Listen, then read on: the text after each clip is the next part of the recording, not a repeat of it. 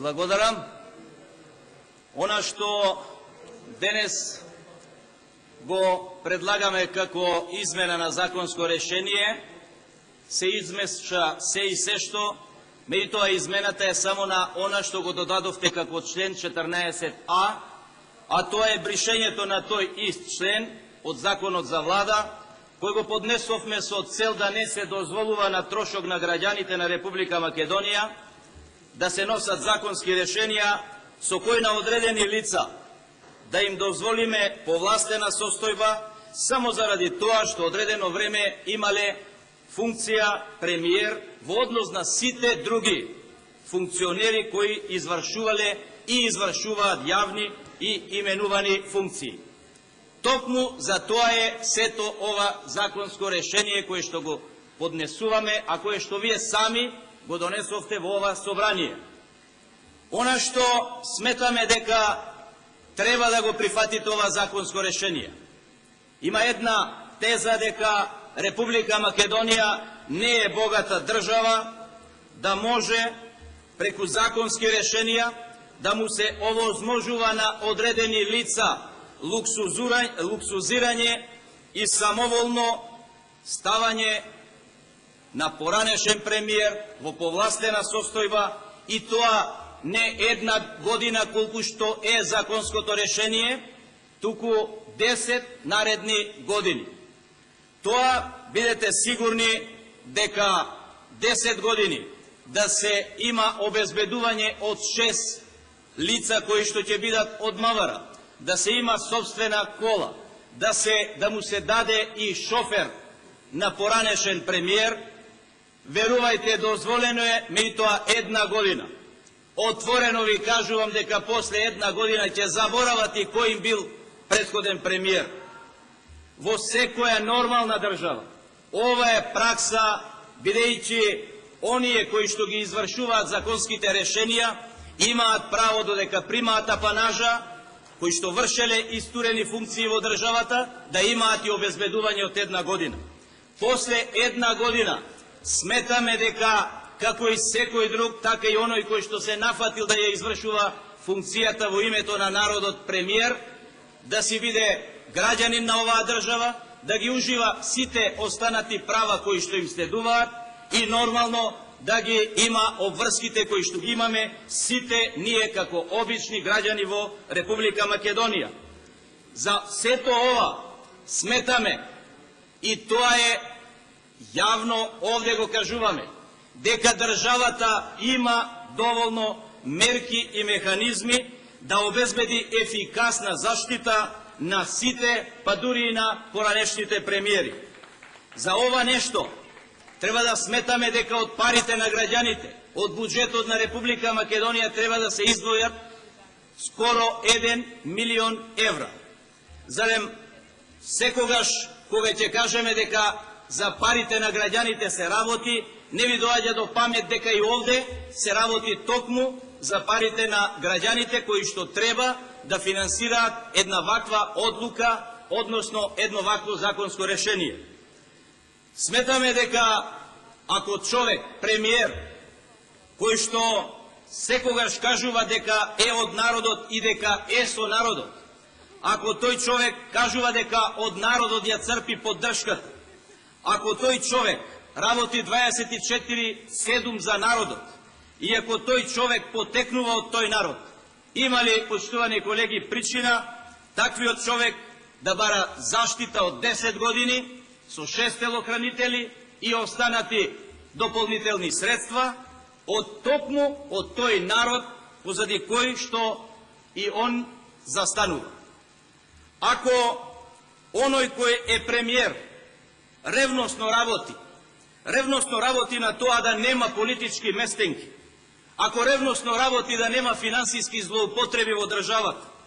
ако не се бави со осветнички чекори кон политичките неистомисленици, ако не прави префрлање на парите од граѓаните на сметки надвор од државата, ако тој премиер не помагал за купување на одредени лица на целиот бизнис во Република Македонија,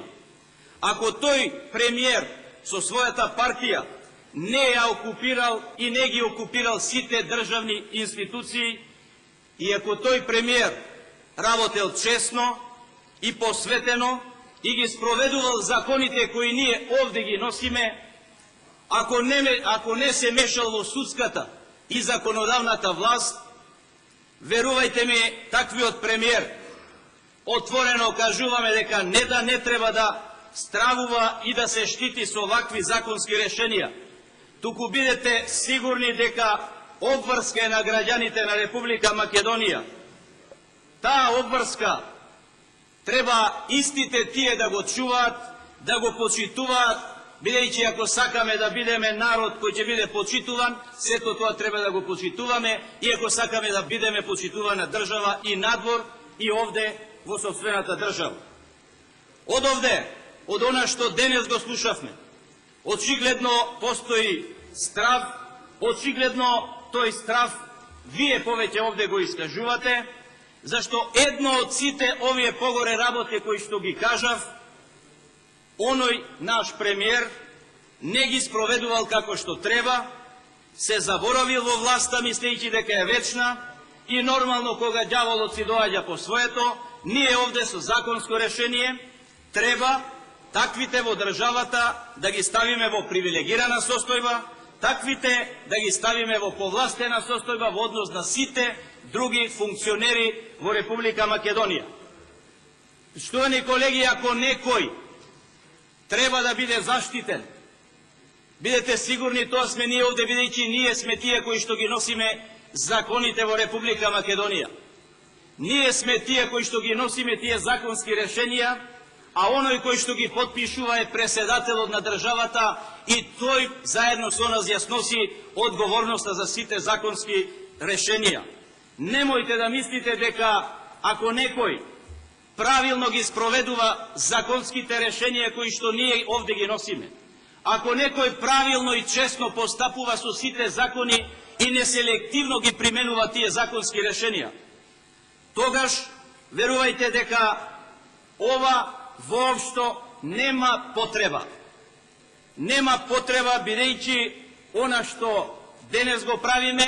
е да се едноставно врати на старо законско решение, каде што една година му следува на секој функционер кој што бил на истурена позиција да биде обезбедуван од Министерството за внатрешни работи. Сето останато веќе е повластена состојба на одредени лица во Република Македонија.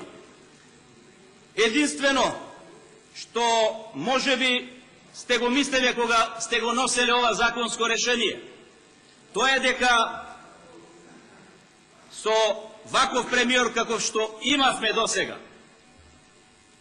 кој што владееше на ваков начин, ако сте мислеле дека граѓаните треба да ги заштитите од овој премиер кој што 10 години работи вака,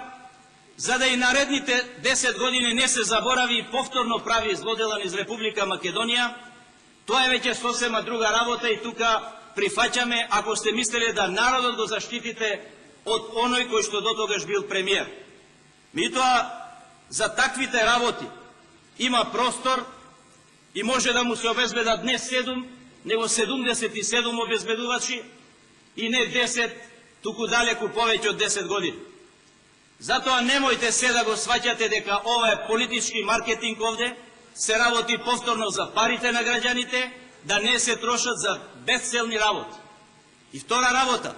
секој оној кој што е премиер, зарем од како ќе му заврши функцијата премиер, и после една година кога ќе прима апанажа и кога му следува обезбедување, нема ништо да работи во неговиот живот.